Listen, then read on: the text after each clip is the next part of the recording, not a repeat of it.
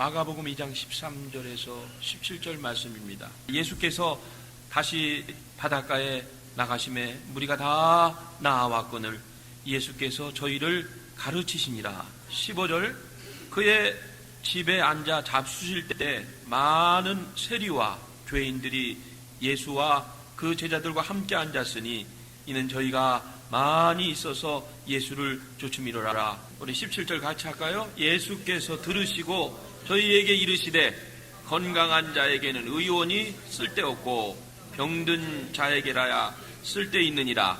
내가 의인을 부르러 온 것이 아니요 죄인을 부르러 왔노라 하시니라. 아멘. 따라합시다. 죄인을 부르러 오신 예수님. 가정생활이나 직장생활과 아마 마찬가지겠습니다마는 교회 생활을 하면서 누구나 한 번씩 일종의 훈련이랄까요? 아니면 연단이랄까요? 거치는 과정이 있습니다. 사람에 대한 실망입니다. 어떤 사람은 자기에게 실망을 준 그 사람이 있는 한 절대로 다시는 그 교회에 나가지 않겠다며 교회를 옮기는 사람이 있습니다. 여러분이나 저나 다 한 번씩 경험했던 그러한 일들입니다. 그 사람이 미워서 보기 싫어서 교회를 안 나가겠다는 거예요. 안 나올 뿐만 아니라 교회를 옮긴 거죠.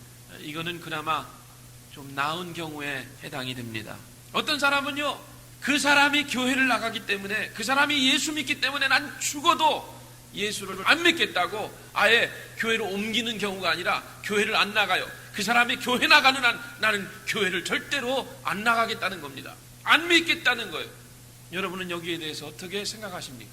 누구의 책임입니까? 성경에 나타난 많은 초대교회 중에서 가장 이상적인 교회, 가장 부흥한 교회, 가장 아름다운 교회, 그런 교회가 있다면 에베소 교회가 아닌가 생각이 됩니다. 에베소 교회는 바울 사도께서 개척한 교회입니다. 개척하고 약 3년간 그 교회에 온 정열과 심혈을 기울여서 정성을 쏟아부은, 그래서 만들어진 교회가 에베소 교회입니다. 바울 사도가 개척했다. 오늘날 빌리그레암 목사님이 개척한 교회 정도로 생각하시면 됩니다. 일개의 목사가 개척한 교회가 아니고, 일개의 성도가 개척한 교회가 아니고, 그 세계적인 부흥 강사였던 빌리그레암 목사님이 세운 교회다. 얼마나 뜻깊은 교회입니까? 한경직 목사님이 세운 교회다. 임동선 목사님이 세운 교회다. 의미 있는 교회 아닙니까? 바울 사도가 수많은 지역을 다녔는데 이렇게 한 교회에서, 한 장소에서 열심히 목회한 3년, 바울 사도에게 3년은 굉장히 긴 기간이에요. 얼마나 정성을 쏟았겠어요. 처음에 개척될 때에 사람들의 정성이, 헌신이, 희생이 그런 것처럼 바울 사도가 에베소 교회를 개척할 당시에 그런 마음으로 교회를 세웠다는 거죠. 능력의 종입니다. 성령 충만한 종입니다. 바울 목사님이 그렇게 정성을 쏟았고, 오늘 우리가 초대교회로 돌아가자 바로 에베소 교회를 얘기하고 있는 거라도 과언이 아니에요. 아름다운 교회예요. 이상적인 교회예요. 부흥하는 교회예요. 모두가 다 초대교회를 본받자고 말하는데 그 에베소 교회를 향해서 바울 목사님께서 편지를 썼어요. 그렇게 모든 사람들이 닮고 싶어하는, 그렇게 부흥했던, 바울 사도가 3년 동안 개척해서 헌신했던 에베소 교회 교인들 향해서 준 메시지가 에베소서 4장 25절 말씀 보세요. 그런즉 거짓을 버리고 각각 그 이웃으로 더불어 참된 것을 말하라. 이는 우리가 서로 지체가 됨이니라. 거짓말하지 말아라. 하지 말라는 얘기는 거짓말하는 사람이 많이 있었다는 것을 증명하는 거예요. 거짓말하는 사람이 없는데 왜 바울 사도가 거짓말하지 말아라 그렇게 했어요? 에베소 교회 안에 거짓말하는 사람들이 꽤 됐다는 얘기입니다. 거짓말하는 거 그렇게 간단한 문제가 아니에요. 가볍게 넘길 문제가 아니에요. 요한계시록 22장 15절 말씀 보세요. 개들과 술객들과 행음자들과 살인자들과 우상숭배자들과 및 거짓말을 좋아하며 지어내는 자마다 성 밖에 있으리라. 하나님이 예비하신 그 새 성, 새 예루살렘에 들어가지 못한다 그 얘기예요. 저 영원한 불못에 떨어진다 그 얘기예요. 거짓말하는 것이요, 그렇게 중차대한 중이 다루십니다. 에베소 교회 안에도 이렇게 거짓말하는 사람이 있었어요. 또 보세요. 저 너머에 에베소서 4장 28절 말씀. 도적질하는 자는 다시 도적질하지 말고. 교회 안에 도적질하는 사람들도 있었다는 겁니다. 도적질이 여러분 그 손버릇이 나쁘다, 이건 소극적인 의미에서의 도적질이에요. 성경이 말하는 도적질이라고 하는 것은 광범위하게 말할 때에 부정한 방법으로 실리를 취하는 사람, 이득을 취하는 사람, 남을 괴롭혀서 또는 부적당한 방법으로 이익을 취하는 그런 행위들, 정당하지 못한 방법으로 이득을 취하는 것, 이것이 성경이 말하는 도적질입니다. 교회 안에 교인들 가운데 이런 사람들도 있었다는 것을 증명하고 있는 겁니다. 그 다음 절 보면요, 29절 뭐라고 되시? 무릇 더러운 말은 너 입 밖에도 내지 말고 그랬어요. 더러운 말, 이거는 원어에 보면은 썩게 한다, 사람의 마음을 상하게 한다. 교회 안에 말을 이쁘게 잘하는 사람만 있는 게 아니라 한마디 한마디 하는 말이 사는 사람의 속을 긁고 뒤집고 그냥 썩게 하고 상처를 주고, 에베소 교회 안에도, 이상적인 교회 안에도 이런 교인들이 있었다고 하는 것을 증명해 주고 있는 겁니다. 말을 하면 좀 좋은 말하고 은혜 끼치는 말 하면 어때요? 가끔 한다는 말 한마디가 그저 사람의 속을 뒤집어 놓고 상처를 주고 상하게 하고 썩게 하는 말을 하는 사람들이 교회 안에 있었다는 것을 증명하고 있는 거예요. 예를 들면 오랜만에 병으로 누워있는 사람들을 찾아가서 병문안을 하는 말, 가끔 그런 분들이 계시더라고요. 오랜만에 찾아갔어요. 이 사람이 오랫동안 아파 있었으니까 얼굴이 허연한 거죠. 삐쩍 말랐어요. 좀 가면은 그런 사람들 병문안 가면 기왕이면 환자이지만 좀 그래도 얼굴이 좋아 보입니다. 자기가 자기 아픈 걸 알아요. 그렇지만 여러분이 누워 계실 때 누가 찾아와서 얼굴이 좋아 보입니다, 곧 나아지실 겁니다, 건강해 보이시네요, 그전보다 건강해 보이시래요, 화장하셨습니까? 뭐 이러면요, 환자가 기분이 좋아요. 내가 지금 치료되고 있구나, 내가 좀 나아지고 있구나. 몸은 아프지만 얼굴은 헬쑥하지만 그런 얘기 들으면 내가 지금 정말로 느낌이, 기분이 나아지는 것처럼 느껴지지만 그 얼굴이 허연해 있는 환자에게 가서 어디 더 아프신 것 같아요, 무슨 일이 일어날 것 같으네요, 뭐 급한 일 생기면 밤에라도 나한테 연락 주세요, 뭐 이래놓고 가면요, 환자가 이거 더 기운이 더 빠지는 거예요. 이게 바로 더러운 말이요, 사람에게 상처를 주고 썩게 하는 이런 말입니다. 어떤 분이 얼마 전에 제가 와서 기도를 해달라고 그래요. 근데 그냥 와서 기도하는 게 아니라 여자분이신데 그냥 반지를 남편이 아마 생일 선물 해준 것 같아요. 목사님 머리가 아파요, 기도해 주세요. 기도해 줬죠. 난 이걸 모르고 이걸 만지면서 기도해 주세요. 그래서 이걸 모르고 기도해 줬더니, 기도해고 목사님 한 번 더 기도해 달라는 거예요. 머리가 시원치 않다 그러면서 한 번 더 기도해 주세요 이래요. 보니까 반지가 그냥 반짝반짝. 그래서 한 번 더 기도하고 끝난 다음에 반지가 아주 비싸 보이네 했더니 목사님 머리가 이제 안 아프네요 그래요. 이것 좀 봐달라는 거예요. 이것 좀. 여러분들 뭐 새 옷 입거나 새 반지 끼거나 새 목걸이 하면 좀 남이 좀 봐주면 기분이 좋잖아요. 어떤 분은 새 옷을 입고 교회로 왔어요. 그건 좀 보면 좀 이쁘다고, 입하면 얼마나 좋아, 색깔이 참 좋다고, 좋아 보인다고, 맞춤 옷이냐고 이러면 얼마나 기분이 좋아요. 이분은 좀 새 옷 입고 뽐내고 싶은데, 자랑하고 싶은데 거기다 대고 이거 얼마 주고 샀냐고. 그러면 100불 주고 샀다면 이런 옷을 무슨 100불씩이나 주고 사냐고, 색깔이 좀 변한 것 같다고, 재고품 아니냐고. 이게 바로 성경이 말하는 더러운 말이에요. 칭찬을 못해요. 좋은 말을 못해요. 이상적인 교회라고 하는, 모범적인 교회라고 하는 에베소 교회 안에 교인 중에 말로써 사람에게 상처를 주고 입만 뻥끗 열면 거짓말하고 도적질하는 성도들이 있었던 모양이에요. 바울 목사님이 에베소 교회에게 이런 말을 과감없이 거짓없이 하는 거예요. 거짓말하지 말고 도적질하지 말고 말로써 상처를 주지 말고. 에베소 교회나 이곳에 있는 많은 땅의 교회들, 어느 교회나 이런 사람들이 있게 마련입니다. 이런 사람들이 있게 마련이에요. 그러니까 여러분들이 교회에 그런 사람들 보면은요, 이상하게 여기지 마세요. 이상한 눈으로 보지 마세요. 어디에나 그런 사람들이 있게 마련이라는 사실을 여러분들이 인정하고 들어가야 돼요. 아까 제가 서두에 교회가 싫어서, 그 사람 싫어서 교회 안 나가겠다, 누구의 잘못인가? 우리의 생각이 좁기 때문에 그래요. 우리가 성경관, 교회관이 부족하기 때문에 그래요. 물론 힘들죠, 어렵죠. 그러나 내 잘못이 커요. 본문에 예수님이 우리가 생각하는 더럽고 추악한 사람들, 못된 사람들, 이상한 사람들, 말에 상처를 주는 사람들, 거짓말하는 사람들, 이런 사람들을 예수님께서 어떻게 대하셨는가 하는 것을 일부분이지만 우리에게 교훈해주고 계십니다. 같이 한번 해봅시다. 17절 말씀. 예수께서 들으시고 저희에게 이르시되 건강한 자에게는 의원이 쓸데없고 병든 자에게라야 쓸데있느니라. 내가 누구를 부르러 온 것이 아니요 의인을 부르러, 누구를 부르러 왔노라? 죄인을 부르러 왔노라. 여러분 한 가지 물어볼게요. 그렇다면 하나님의 몸된 이 교회에는 누가 모여야 됩니까? 의인들이 모여야 됩니까? 죄인들이 모여야 됩니까? 대답해 보세요. 죄인들이 모이는 것이 교회예요. 교회는 죄인들이 모여 있는 곳이고, 교회는 건강한 사람들이 아니라 병든 사람이 모여있는 종합병원과 같은 곳이 교회예요. 여러분들이 좀 생각을 바꾸세요. 물론 그 사람을 보는데 고통스럽지만, 그 사람을 매주 만나야 된다는 게 힘들지만, 그러나 교회는 어차피 죄인들이 모이는 곳이고, 아픈 사람들이, 앓는 소리 하는 사람들이, 병자들이 모여있는 곳이 교회라고 하는 거예요. 교회에 와서 깨끗한 사람, 흠없는 사람 보려고 하지 마세요. 이런 기대감을 가지고 교회에 오니까 내가 마음에 상처가 되는 거예요. 여러분 동네에 소문난 병원 가보십시오. 사람들이 많아요. 북적북적대요. 근데 이 사람들이 건강한 사람들이요, 아픈 사람들이요. 병원에 누가 가요? 건강한 사람이 갑니까? 누가 가요? 아픈 사람이 가잖아요. 귀가 아프고 머리가 아프고 배가 아프고 각종 병 있는 사람들이 모이는 거예요. 어떤 교회가 좋은 교회입니까?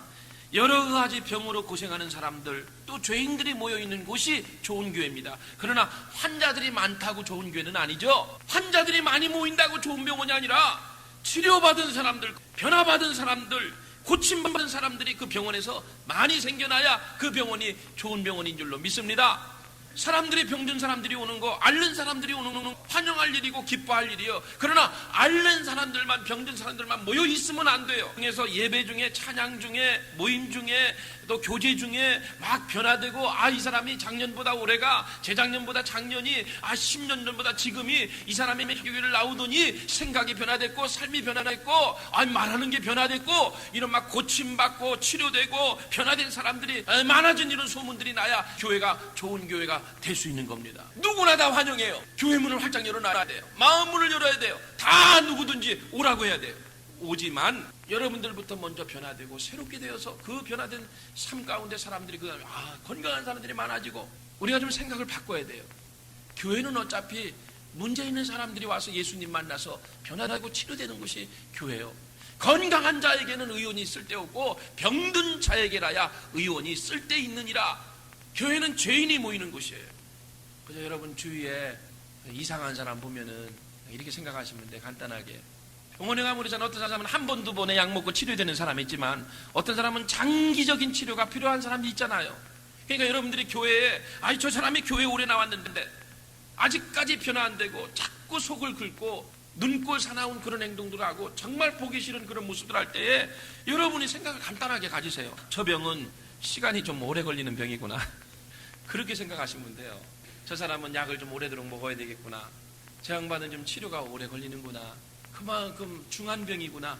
그래, 병원에 어떤 사람은 6개월을 입원하는 사람이 있고, 어떤 분은 얘기 들으니까 3년을 입원한 사람이 있고, 그렇잖아요. 그 병이 그만큼 중하기 때문에 그래요. 본문에 보시면 예수님께서 죄인들을 대하시는 모습을 볼 수 있는데, 첫 번째 오늘 본문의 14절 몇 가지 예수님께서 이런 죄인들을 대하시는 태도를 볼 수 있습니다. 또 지나가시다가 알페오의 아들 레위가 어디에 앉아 있는 것을 보셨어요?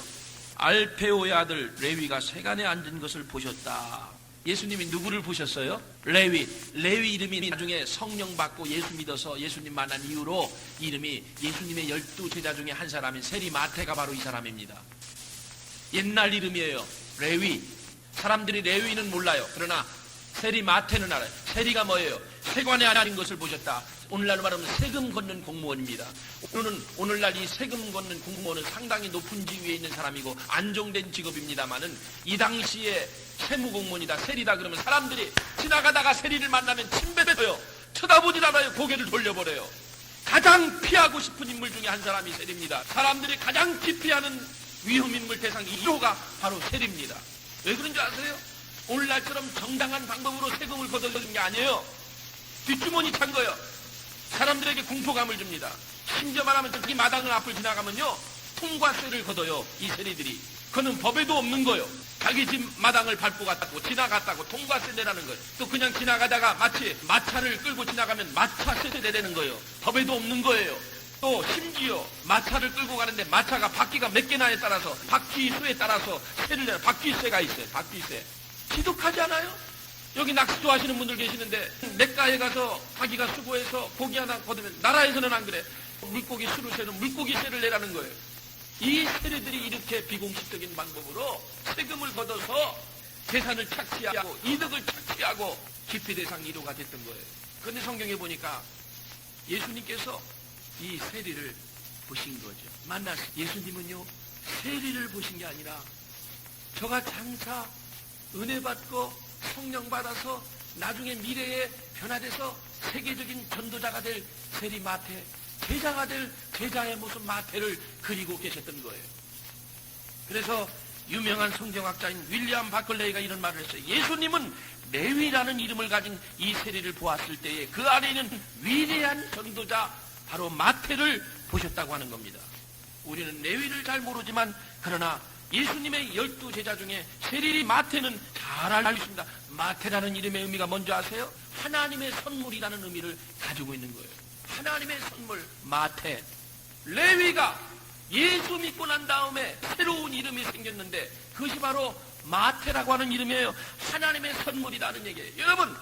여러분들이 그렇게 골치 아파하는, 여러분들이 그렇게 보기 싫어하는 그 사람이 현재의 모습은 형편없어 보일지라도 그 사람도 은혜 받고 나면, 예수 만나고 나면 멋지게 변화돼서 하나님의 새 일을 감당할 하나님의 일꾼이 될 수 있다고 하는 이 미래의 가능성을 볼 수 있을 때 누구의 신앙이 성장하느냐? 여러분들의 신앙이 한 단계 더 성장할 수 있다고 하는 사실입니다. 지금 그 사람이 문제를 일으킨다고, 지금 그 사람이 거짓말한다고, 지금 그 사람이 도적질한다고, 그 사람이 지금 부정한 방법으로 재산을 모으고 있다고, 교회 나오면 안 된다고, 예수 믿으면 안 된다고, 보기 싫다고 그렇게 할 것이 아니라, 저 사람이 예수를 못 만나서 그래.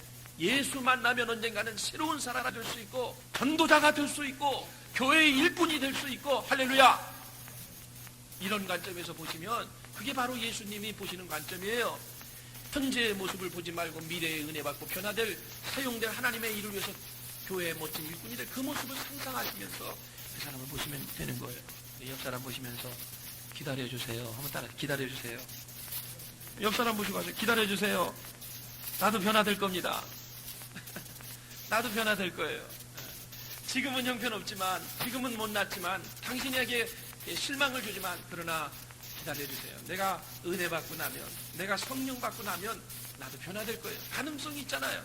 두 번째, 예수님은 레위를 보신 후에 나를 쫓으라, 나를 쫓으라 하시면서 레위를 부르셨어요. 신앙생활이란 간단하게 말하면 크게 두 가지입니다. 첫째는 예수님을 만나고, 둘째는 예수님을 쫓는 것이다. 신앙생활이 뭐예요? 예수님 만나는 거고요.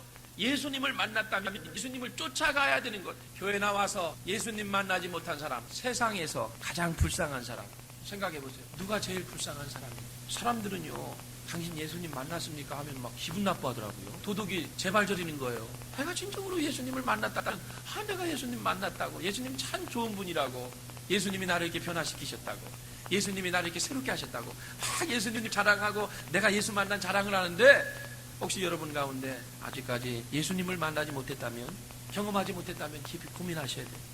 신앙생활을 재점검해야 됩니다. 또 사모하는 마음이 있어야 돼요. 예수님을 만나고 싶어. 교회 나와야 구원받는 게 아니고 예수님 만나야 구원받고 영생 얻게 되는 줄로 믿습니다. 교회 나온다고 천국 가는 거 아니에요.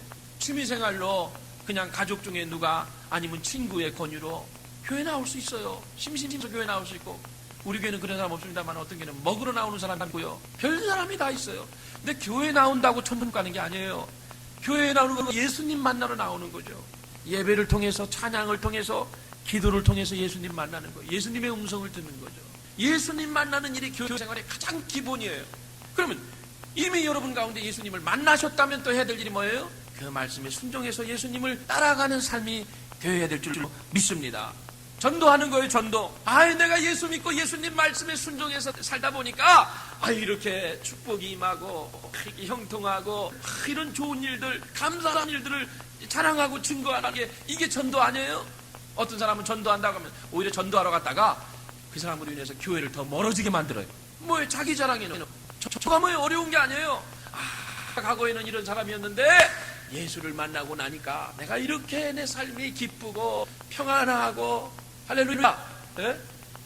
이렇게 은혜스럽고 감사하고 내가 예수 믿고 났더니 이게 전도예요. 전도. 지식으로 전도하니까 사람들로 하여금 전도하다가도 상처받게 만들고 교회 멀어지게 만드는 거죠. 믿는다고 하면서 예수 따라가지 않고 지식만 가지고 자꾸 전도하니까 상처를 주는 거예요. 어떤 사람이 그래서 하도 전도하자고 그랬더니 경상도 시골에 전도하러 간 거예요. 시골교회에서. 그랬더니 교회에 대해서 뭘 알아요? 어느 집을 가서 방문했더니 교회 나오라고 예수 믿으라고. 그러니까 이 사람이 한국 사람 생각하기를 예수라는 사람은 예수 믿으라고 하니까 예수는 이름이잖아. 이름. 성이 궁금한 거예요. 침을 튀기면서 예수 믿으라고 하니까 하나 좀 물어보자고. 근데 그 시골 사람들 그러잖아요.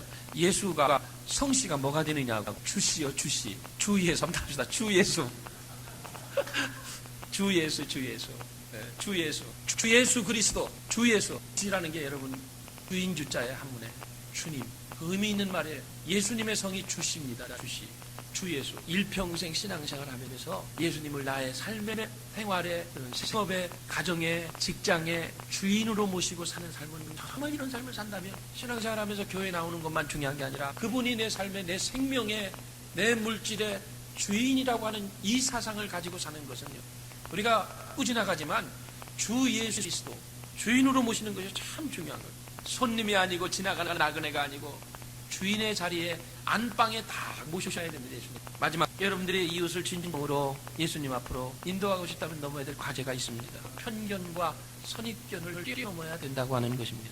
15절 말씀 보시면 그의 집에 앉아 잡수실 때에 많은 누가 왔어요? 세리와 죄인들이 예수와 그 제자들과 함께 앉았으니 이는 저희가 많이 있어서 예수를 조춤이로라. 여기 레위가 예수님을 만나고 예수님께서 야 나를 쫓으라 이렇게 하셨을 때 그 이후에 마태가 한 행동이 예수님을 모셔다가 집에 잔치를 벌였어요. 누가복음에 보면 이 비슷한 내용이 나오는데 잔치를 벌인 거예요. 잔치. 근데 그 잔치 때 지금 초청된 사람이 그 지역의 뭐 주지사, 유명한 사람들, 학식 있는 사람들 이런 사람들이 아니에요. 그 예수님을 모셔놓은 자리에 자기의 동료들인 세리들이 와 있고 죄인들이 와 있고 같이 한 상에 있는 거예요. 거기에 예수님께서 그들과 함께 그 자리에 앉아서 그들과 함께 식탁을 대하고 함께 교제하고 함께 지내고 계신 겁니다. 환영하신 거예요. 끌어안으신 거죠. 편견과 선입견을 뛰어넘으셨다고 하는 것을 증명해 주고 있는 겁니다. 여러분들이 신앙이 한 단계 성장하려면 여러분이 가지고 있는 고정관념, 편견, 선입견 그것을 뛰어넘을 때 우리의 신앙이 한 단계 더 성숙된다는 얘기입니다. 뛰어넘으시길 바라요. 미국의 어느 도시에 아들 형제가 살았는데 아주 그 아들 형제가 미국에서 유명한 깡패입니다. 깡패. 한국을 말하면 조폭들이에요. 조폭력배. 형제가 그렇게 유명한 악명 높은 깡패입니다. 돈을 얼마나 끌어모았는지 몰라요. 마약을 사다가 그 마을에 퍼뜨립니다. 사람들을 만나는데도 두들겨 팹니다. 사람들이 그 사람만 나타나면 그냥 문을 걸어 잠그고 가게 문을 닫아버리고 아주 그 마을에서 악명 높은 두 형제, 깡패 형제가 살았습니다. 어느 날 동생이 갑작스럽게 죽었어요. 동생이 죽었어요. 장례식을 해야 되잖아요. 아무도 목사님들이 장례식을 집례해야겠다고 나타나는 목사님이 없는 거예요. 고민했어요. 장례식은 치러야 되지. 그래서 안 되겠다 싶어서 그런 목사가 있으면 안 되지만 어느 목사님을 찾아가서 제가 사례를 많이 할 테니까 내 동생 장례식 좀 해달라고 부탁한 거예요. 목사가 그럼 제일 장례식 때 제일 힘들 때가 언제냐면요. 몇 경우가 있는데 나이 어린 사람이 죽었을 때 참 장례식 힘들어요. 젊은 사람이나 어린아이가 죽었을 때 목회하면서 이런 거 경험해봤죠. 또 하나 뭐냐면은 예수 믿지 않고 죽은 사람들 장례식 해달래요. 예수 안 믿으면 죽어서 어디 가요? 가는 곳이 어디요? 지옥이요, 지옥. 장례식 집례하면서 안 믿는 거 뻔한데 교회 안 나왔던 거 뻔한데 예수 안 믿는 거 뻔한데 거기가 되고 무슨 설교를 하겠어요? 장례 설교를. 또 하나 뭐냐면 아주 못된 짓만 골라서 하다가 죽은 사람들 이런 사람들 장례식할 무슨 말을 해 장례 온 사람들에게. 그런데 이제 그 중에 하나가 바로 이 깡패 동생이 죽었을 일. 이 깡패 형이 좀 성대하게 하고 싶은 거예요. 이제 하나밖에 없는 동생이 비록 못된 짓 했지만은 이 죽는 마당에 묻어야 되는데 유명한 목사님 찾아가서 내가 사례를 많이 할 테니까 당신이 좀 와서 사람들을 좀 많이 모아놓을 테니까 장례식을 좀 집례해달라고. 그러니까 목사님이 하겠다고 이제 며칠 날 장례식 한다고 마을에 다 유명한 깡패니까 동네 사람들로 눈도장 찍으려고 많이 모였어요. 수많은 사람들이 장례식에 운집해 있습니다. 이 목사님이 장례식을 하는 거예요. 다 가면 설교하면서 여러분 이 사람으로 말씀드릴 거는 여러분 잘 아시지 않습니까? 악명 높은 깡패였습니다. 얼마나 이 사람이 살아있는 동안에 여러분들의 마음이 괴로웠습니까? 우리 마을이 이 사람 때문에 악명이 높았습니다. 여러분 그동안 마음이 얼마나 불편하셨습니까? 이 사람은 못된 사람입니다. 쭉 얘기하니까 사람들이 그래 맞는 말이거든요. 막 그렇게 얘기하면서 그렇지만 그럼에도 불구하고 여기 누워있는 고인이 된 이 사람은 지금 여기 살아있는 형보다는 더 착한 동생입니다. 형에 비하면 성자입니다. 사람들이 마음에 감동을 받은 거예요. 맞는 말이거든요. 아주 악명 높은 깡패지만은 그래도 여기 살아있는 형에 비해서는 성자거든요. 그랬던 것처럼 우리들도 나면은 얼마나 낫겠어요. 여러분, 어느 누구도 정죄할 수가 없는 거예요. 사람들끼리 비교할 때는 내가 저 사람보다 조금 더 양심적이고 조금 더 깨끗할 수 있고 또 조금 더 윤리적이고 도덕적일 수 있지만 하나님 앞에서는 모두가 다 죄인이에요. 여기서야 뭐 키가 크고 뚱뚱하고 갈비씨고 뭐 잘생기고 못생겼고 하지만 저 비행기를 타고 이렇게 보면요, 상공에 떠보면요, 보이지도 않아요. 다 이 새카만 머리만 보이고요, 다 누런 머리만 보여요. 다 똑같은 거예요. 하늘에서 보면. 옆에서 보니까 뚱뚱하고 말로 그러죠. 하나님이 위에서 내려다보실 때는 다 똑같이 귀한 사람들이고 또 다 똑같은 죄인이에요. 우리끼리 죄인이니 죄인이니 하고 잘났네 못났네 하니 다 똑같은, 사람으로 인해서 상처를 받을 때가 많은데 이걸 넘으시는 편견과 선입견을 뛰어넘으실 줄 아셔야, 그것이 바로 내 신앙을 한 단계 더 높이는 그러한 계획, 전도하는데 이게 나 필수적인 거죠.